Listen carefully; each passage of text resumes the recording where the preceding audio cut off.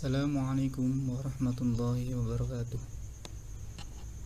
Bismillahirrahmanirrahim. Alhamdulillahirabbil alamin. Alhamdulillahirabbil alamin. Wa bihi nasta'in wala umurid dunya waddin. Wassalatu wassalamu ala asyrafil anbiya'i wal mursalin wa ala ali sayyidina wa maulana Muhammadin amma ba'd. Bagaimana kabarnya hari ini anak-anak? Alhamdulillah sehat semua ya. Pada kesempatan kali ini, sebelum mulai pembelajaran, mari kita berdoa terlebih dahulu.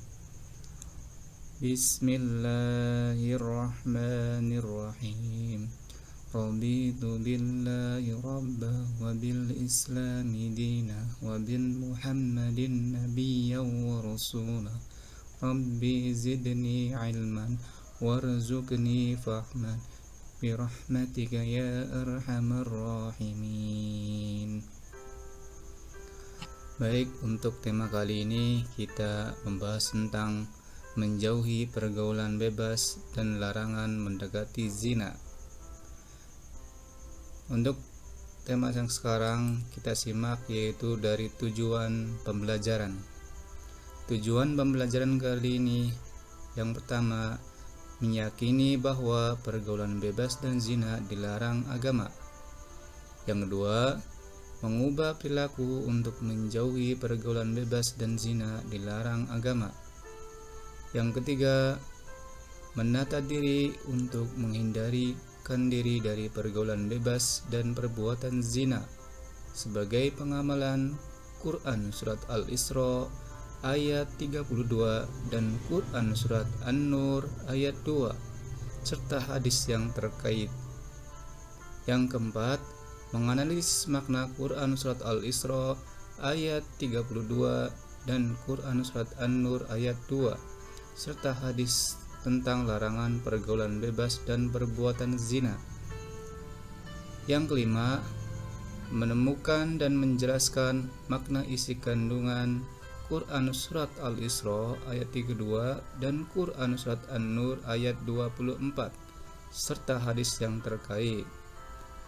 Yang keenam, menyimpulkan isi kandungan Quran Surat Al-Isra ayat 32 dan Quran Surat An-Nur ayat 2 serta hadis tentang larangan pergaulan bebas dan perbuatan zina.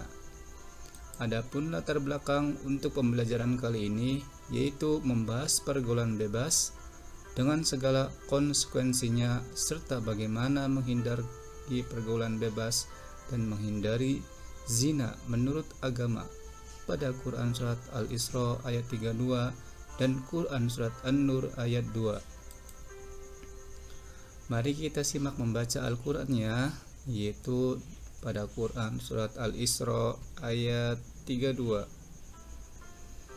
A'udzu billahi minasy syaithanir rajim. Bismillahirrahmanirrahim. Wala taqrabuz zina innahu kana fahisha wassa'a as-sabila.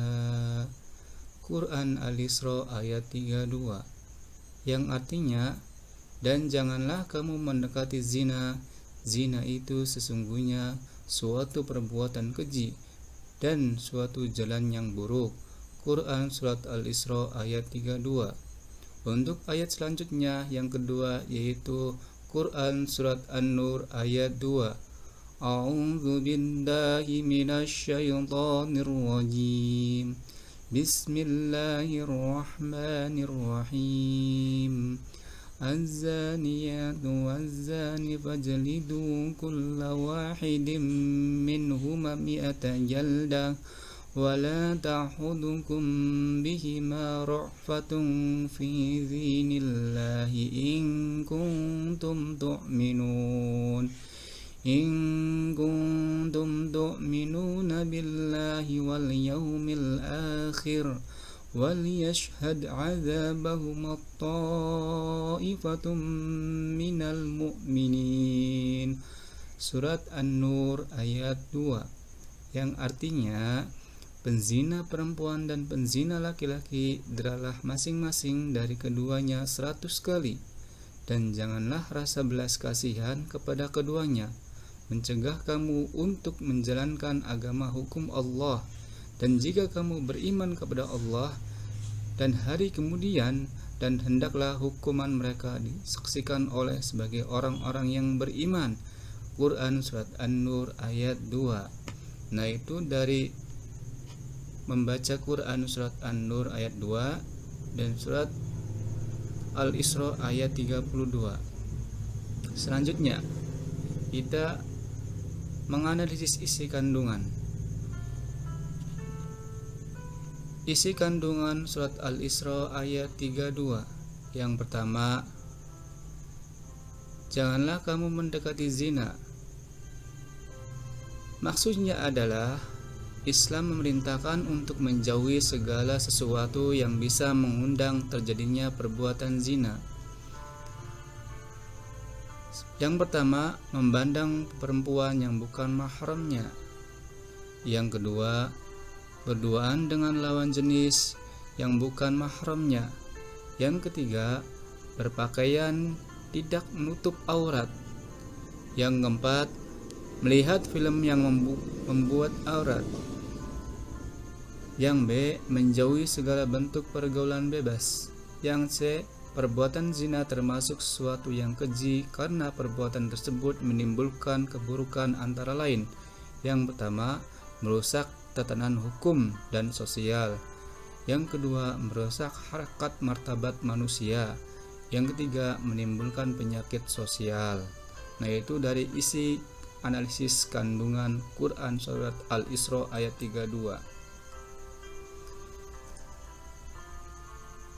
Dan adapun analisis isi kandungan Surat An-Nur ayat 2 dari Asbabun Nuzul Quran Surat An-Nur ayat 2, diriwayatkan dari Sa'ad bin Masyhur yang bersumber dari Mujahid, ketika Allah mengharamkan zina, di sekitar mereka banyak wanita penzina yang cantik. Kemudian turunlah ayat tersebut dengan menegaskan bahwa wanita penzina hanyalah dikawini oleh laki-laki penzina atau laki-laki yang musyrik. Nah, itu menganalisis kandungan Surat An-Nur ayat 2. Selanjutnya, pada Quran Surat An-Nur ayat 2 menegaskan tentang kejinya perbuatan zina, sehingga Allah menetapkan, yaitu yang pertama, sanksi hukum dari Allah sangat berat, pelaku zina diberikan hukuman. Yang ketiga, yang dikenakan hukuman kedua, pelaku zina. Yang ketiga, jika pelakunya laki-laki atau perempuan yang belum menikah, maka hukumannya didera 100 kali tanpa belas kasihan. Yang keempat, jika pelakunya laki-laki atau perempuan yang sudah menikah, maka hukumannya rajam, yaitu dilempari dengan batu setengah badan hingga meninggal. Yang terakhir, pelaksanaan hukum dilakukan di tempat umum agar diketahui banyak orang. Nah, itu dari menegaskan tentang kejinya perbuatan zina pada Quran Surat An-Nur ayat 2. Selanjutnya, yaitu adab berpakaian sesuai ketentuan syariat Islam. Yang pertama, memahami adab berpakaian menurut ketentuan Islam, menghayati adab berpakaian menurut Islam. Yang ketiga, menerapkan adab berpakaian menurut Islam. Yang terakhir, membiasakan adab berpakaian menurut Islam. Selanjutnya, faktor penyebab pergaulan bebas dan perbuatan zina. Yang pertama, faktor dari luar atau eksternal.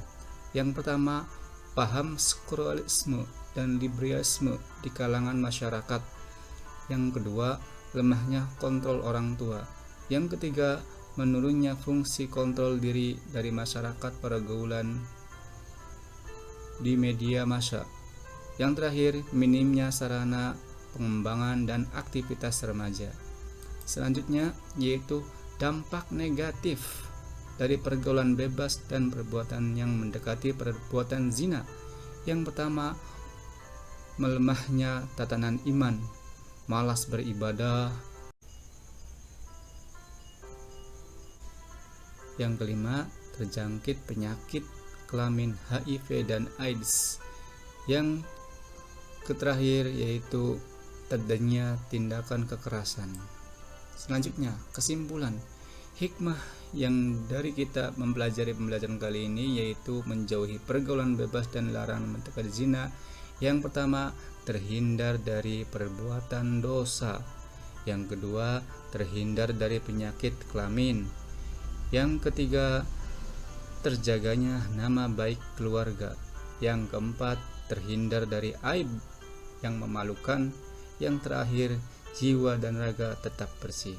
Nah, itu dari pembelajaran yaitu menjauhi pergaulan bebas dan larangan mendekati zina. Mudah-mudahan pembelajaran kali ini kita bisa bermanfaat di kemudian hari dan kita ambil hikmahnya. Sekian dari saya, Badnan, kurang lebihnya minta maaf. Assalamualaikum warahmatullahi wabarakatuh.